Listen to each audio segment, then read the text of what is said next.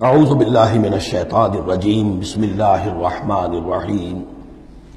لقد کان لسبع فی مسکنہم آیہ۔ اسی طرح قوم سبا کے لیے بھی ان کے مسکن میں ان کے وطن میں ہماری ایک نشانی تھی۔ یہ قوم سبا یمن میں آباد تھی اور ان کے ہاں یوں سمجھیے کہ 2 سلسلے باغات کے چلے گئے تھے سینکڑوں میل تک، اور بہت عمدہ باغات، پہاڑی علاقہ ہے، بہت بند بنائے تھے انہوں نے، اور یہ کہ یہ تقریباً 800 قبل مسیح کے زمانے میں یہ بند بنائے گئے ہیں، حضرت مسیح سے 800 برس قبل، اور ایک بہت بڑا بند تھا سد معارب۔ لیکن یہ کہ پھر اس قوم کے اندر ناشکری پیدا ہوئی، پھر جو بھی ہوتا ہے زوال اخلاقی اور دینی مذہبی جو آیا، اس کے نتیجے میں اللہ تعالیٰ نے اسی بند کا جو ہے ان کے اوپر سیلاب، جیسے خدا نہ خواستہ آج بھی کوئی بڑا ڈیم جو ہے اگر ٹوٹ جائے تو کیا ہوگا، کیا قیامت آئے گی، کس تیزی کے ساتھ پانی آئے گا اور کتنی اونچی پانی کی دیوار جو ہے وہ آئے گی، اس طرح کا عذاب آیا اور بہت ہلاک کر دیے گئے۔ اور یہ کہ پھر اس کے بعد جو ہے وہ باغات نہ رہے، بلکہ وہاں پر مثلا جیسے جنگلوں میں ہوتا ہے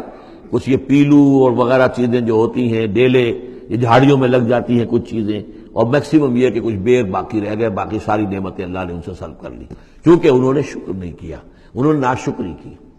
حال ہی میں میرا ذہن اس آیہ مبارکہ کی طرف منتقل ہوا ہے پاکستان کی تاریخ کے حوالے سے کہ جنتین، اللہ نے ہمیں بھی 2 باغ دیے تھے، ایک مشرقی پاکستان، ایک مغربی پاکستان، لیکن جو صورتحال ہوئی ہے اور کتنی خوشحالی تھی ابتدا میں دونوں جگہ، اور اب کیا حال ہے دونوں جگہ، تو اس کو اندازہ کر لیجئے ایک ہلکے درجے میں وہی ہے کہ فیہ ذکرکم، ہمارا ذکر جو ہے وہ کہیں نہ کہیں موجود ہے، بشرطے کہ ہم قرآن کو پڑھتے ہوئے اس کے بین السطور بھی پڑھنے کی کوشش کریں۔ لقد کان لسبع فی مسکنہم آیہ، قوم سبا کے لیے ان کے مسکن میں ان کے ملک میں ایک آیت، ایک نشانی تھی ہماری، جنتان عن یمین و شمال، 2 باغات کے سلسلے تھے داہنے اور بائیں طرف، کلوا من رزق ربکم، کھاؤ اپنے رب کے رزق میں سے، واشکروا لہ، اور اس کا شکر ادا کرو، بلدۃ طیبۃ، تمہاری یہ بستیاں بہت پاکیزہ ہیں، ورب غفور، اور تمہارا رب جو ہے بہت ہی بخشنے والا ہے۔ فاعرضوا، انہوں نے اعراض کیا، فارسلنا علیہم سیل العرم، پھر ہم نے ان کے اوپر بہت زور کا سیلاب چھوڑ دیا، وبدلناہم، اور ہم نے پھر بدل دیے بجنتیہم، ان کے ان 2 باغات جن میں ہر طرح کے انواع و اقسام کے پھل تھے، ان کی جگہ پر جنتین، 2 ایسے باغ، ذوات اوکل خمط، کہ کچھ کسیلے قسم کے اس میں کچھ پھل ڈیلے وغیرہ جو ہو جاتے ہیں جھاڑیوں کے اندر، وَأَصْلٍ، اور جھاؤ، وَشَيْءٍ مِّن سِدْرٍ قَلِيلٍ، تھوڑا سا بس اگر کچھ رہ گیا تھا وہاں پر تو وہ تھی اگر کوئی اچھی چیز تو وہ کچھ بیر تھوڑے سے۔ ذالک جزیناہم، یہ ہم نے ان کو بدلہ دیا بما کفروا، ان کے کفران نعمت کی وجہ سے، وہل نجازی الا الکفور، اور ایسا برا بدلہ ہم دیتے ہیں صرف انہی کو کہ جو ناشکرے ہوں۔ وجعلنا بینہم وبین القری التی بارکنا فیہا، اصل میں یہ ایسٹ ویسٹ ٹریڈ کا جو میں نے آپ کو بتایا معاملہ کہ یہ قریش کی ایک رہی ہے،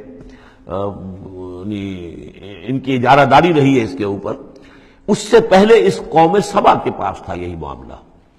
قوم سبا جو یمن میں یہ آباد تھے، اور ان کا یہ سرسب شاداب علاقہ بھی تھا، اور بہت خوشبویات یہاں پیدا ہوتی تھی، اور ہر طرح کی بڑی آسودگی تھی، اور بہت پرانے زمانے کے جو کچھ سیاح ہیں انہوں نے حالات بھی لکھے ہیں، تو اس حوالے سے۔ لیکن یہ جو مشرق و مغرب کی ٹریڈ پوری ان کے پاس تھی، یعنی ہند چینی، ہندوستان چین، یہ سارا مشرق سے سارا سامان جو آتا تھا تجارتی وہ یمن کے ساحل پر آ گیا، ادھر یورپ سے سارا سامان جو آیا مرچنڈائز وہ آ گیا فلسطین کے ساحل پر، میڈیٹرینین کو کراس کیا فلسطین کے ساحل پر آ گیا۔ اب ان 2 پوائنٹس کے درمیان جو ہے ان کے قافلے جاتے تھے، اور اللہ تعالیٰ نے ایسا کیا تھا کہ ایک طرف تو کئی 100 میل تک تو ان کے باغات ہی چلے گئے تھے، پھر یہ کہ آگے بھی یہ ہے کہ تھوڑے تھوڑے وقفے کے بعد ایسی بستیاں آباد کر دی تھی اللہ نے اس راستے پر کہ جو راستے ہی پر تھیں، تو گویا کہ راستہ پرامن بھی ہو گیا، پرسکون بھی ہو گیا، ضرورت کی چیزیں بھی ملنے لگی۔ لیکن یہ کہ جب ان کے اندر گراوٹ آئی تو انہوں نے اس کی ناشکری کی، اللہ یہ کیا فائدہ، یہ سب ہے، اس میں تو کوئی جو ہے خاص ہمارے لیے ایڈونچر تو ہے ہی نہیں، تو کوئی دور کا سفر ہو، اس میں خطرے بھی ہوں، اس میں کوئی اندیشے بھی ہو، تب لطف آئے سفر کرنے کا، تو اللہ تعالیٰ نے پھر یہ جو ان کی ساری سہولتیں جو دے رکھی تھیں وہ ان سے سلب کر لی۔ وجعلنا بینہم وبین القری التی بارکنا فیہا، اور ہم نے ان کے مابین اور ان بستیوں کے مابین جن میں ہم نے برکت دی ہے، اب یہ وہ فلسطین کا علاقہ ہے، الذی بارکنا حولہ، قرن ظاہرتن، ہم نے بہت سی بستیاں ایسی بنا دی تھی اس پورے علاقے کے اندر کہ جو ان کے شاہراہ جو تھی تجارتی اس کے عین کناروں پر تھی، ظاہر تھی ان پر،